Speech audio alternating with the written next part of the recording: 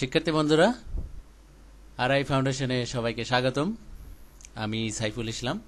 আজকে আপনাদেরকে দেখাবো মানে এইচটিএমএল এর টিউটোরিয়াল শুরু করতেছি। তো এটা হচ্ছে এইচটিএমএল এর প্রথম ক্লাস।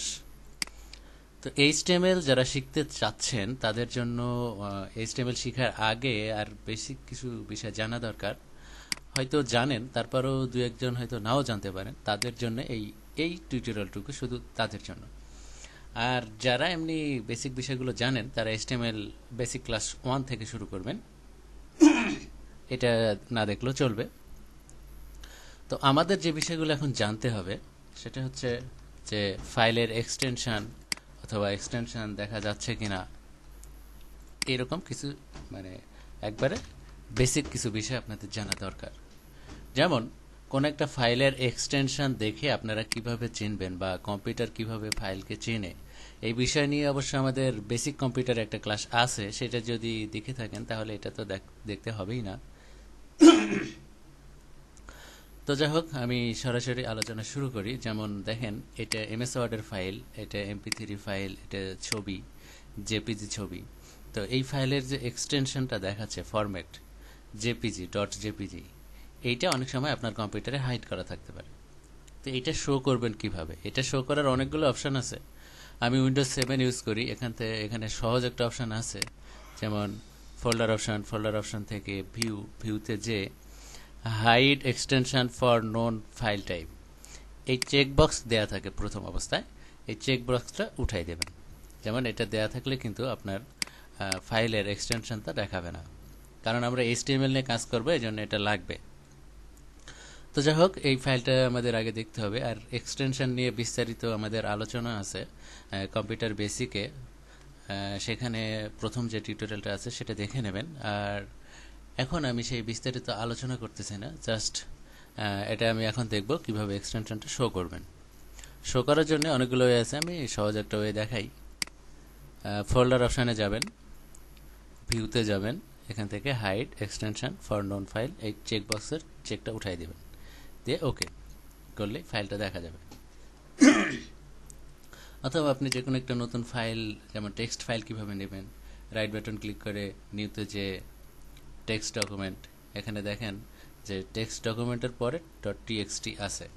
.txt থাকার কারণেই কিন্তু এটাকে কম্পিউটার টেক্সট ফাইল হিসেবে ধরবে। যেমন আমি এখানে একটা নাম দিই hello.txt, এটা টেক্সট ফাইল হিসেবে কম্পিউটার চিনবে এবং এখানে ডাবল ক্লিক করলে নোটপ্যাড ওপেন হবে। এখান থেকে আপনি লিখতে পারবেন।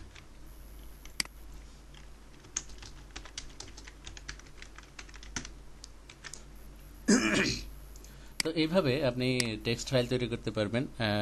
এমএস ওয়ার্ডের ফাইলও এইভাবে তৈরি করা যায়, অথবা আপনি এই ফাইলটাকে ইচ্ছা করলে এমএস ওয়ার্ডের ফাইল হিসেবে দেখাতে পারবেন। কিভাবে? রিনেমে যে শুধুমাত্র এক্সটেনশনটা যদি চেঞ্জ করে দেন, যেমন এখন যদি আমি DOCX দেই, তাহলে দেখেন এটাকে এমএস ওয়ার্ডের আইকন হিসেবে দেখাবে। তো এক্সটেনশনটা হচ্ছে খুবই গুরুত্বপূর্ণ একটা বিষয়।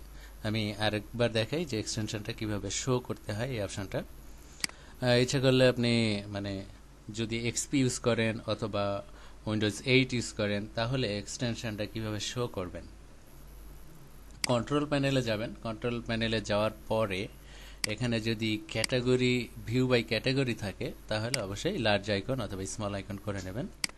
স্মল আইকন করে নেওয়ার পর এক্সপির ক্ষেত্রে এখানে অবশ্য বিষয়টা ক্লাসিক ভিউ না কি যেন একটা ভিউ আছে, আমার মনে নেই। তো যাই হোক, দিলেই হয়ে যাবে।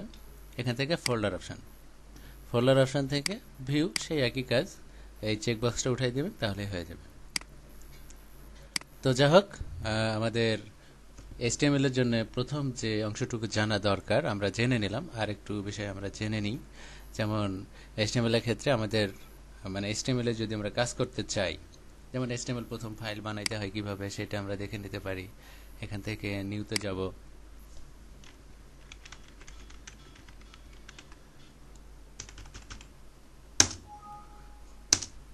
এভাবে যে কোনো একটা ফাইল প্রথমে আমরা করব কি, যে টেক্সট ডকুমেন্ট নেব, সেটা রিনেম করে .html দেব, তাহলেই সেটা HTML ফাইল হিসেবে চিনবে। আর HTML এডিট করার জন্য আমরা সফটওয়্যার ইউজ করি, সাধারণত সবাই ইউজ করে নোটপ্যাড প্লাস প্লাস। এছাড়াও অনলাইনে আপনি ইন্টারনেটে আরও অনেকগুলো নোটপ্যাড পাবেন, মানে অনেক ধরনের। এক একটার এক এক ধরনের সুযোগ সুবিধা আছে। আমি ব্যক্তিগতভাবে নোটপ্যাড প্লাস প্লাসটা পছন্দ করি। তো নোটপ্যাড প্লাস প্লাসটা আপনি ইন্টারনেট থেকে ডাউনলোড করে নেবেন। আমার কাছে আগে থেকেই আছে, আমি তাই ডাউনলোড কিভাবে করতে হয় এটা আর দেখাচ্ছি না, কারণ ডাউনলোড করার নিয়ম যদি দেখাতে হয় তাহলে আর তো হয় না। এখানে নোটপ্যাড প্লাস প্লাস আমার ডাউনলোড করা আছে, প্লাস ইনস্টল দেওয়া আছে। তো নোটপ্যাড প্লাস প্লাস আপনি প্রথমে ডাউনলোড করবেন, করার পর ইনস্টল দেবেন। ইনস্টল যদি দেন, মানে ইনস্টল হয়েছে কিনা বুঝবেন কিভাবে? রাইট বাটনে ক্লিক করলে যদি edit with notepad plus plus এই অপশনটা দেখতে পান, তাহলে তাহলে বুঝতে পারবেন যে এখানে নোটপ্যাড প্লাস প্লাস ইনস্টল দেওয়া আছে। যেমন আমি এই টেক্সট ডকুমেন্ট একটা নিই। টেক্সট ডকুমেন্টে হ্যালো, এবং এখানে আমি কোনো কিছু লিখি। এটা দেখেন নোটপ্যাড প্লাস প্লাসে কীভাবে এডিট করবেন। রাইট বাটন ক্লিক করে edit with notepad plus plus, তাহলে এই লেখাগুলো আপনি নোটপ্যাড প্লাস প্লাস দিয়ে এডিট করতে পারবেন। এই হচ্ছে নোটপ্যাড প্লাস প্লাস।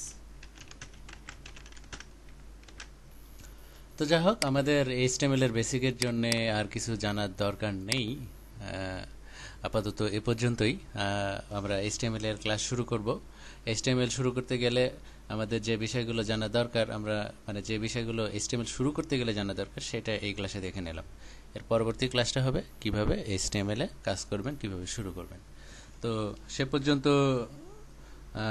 পর্যন্ত ধন্যবাদ। ভালো থাকবেন সবাই।